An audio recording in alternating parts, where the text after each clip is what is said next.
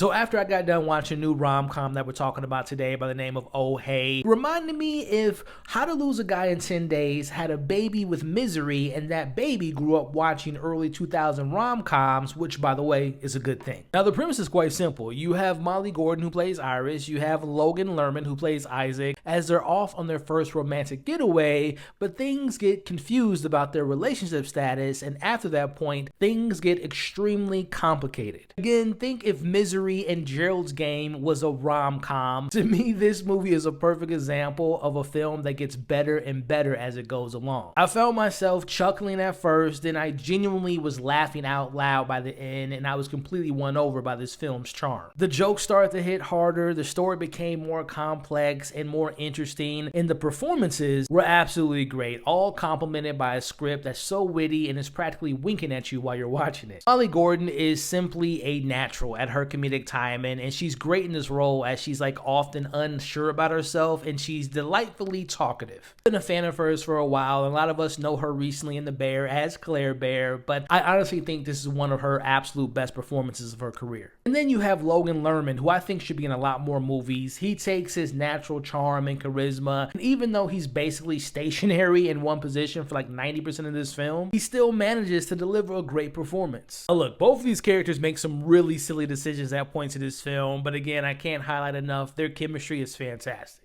Also want to give praise to the supporting cast members. You have Geraldine and John Reynolds who show up at a certain point in this film, and they bring a fresh dynamic and some truly fun chemistry that rounds out nicely. Now look, this film isn't perfect, it has its flaws. I don't think it's reinventing the genre, and it takes a little bit to finally get going, but once it did, I found this film to be incredibly charming about relationship drama squeezed into a situation that feels more suited for a thriller, and that's really where the fun lies. The film manages to mine this increasingly unhinged scenario to explore the perhaps unrealistic expectations in the modern dating landscape. Honestly, had a really fun time with this movie. The twists and turns that the film takes were unexpected, and again, I can't stress enough, the chemistry amongst the whole cast was great. This was just a really funny movie and a great experience in a packed theater. Highly recommend you all check this out when it comes to theaters on July 25th, and when you all check it out, let me know what you all thought of it in the comments below. What would you do in this situation? And as always, make sure to subscribe and follow for more. I'm going to jail.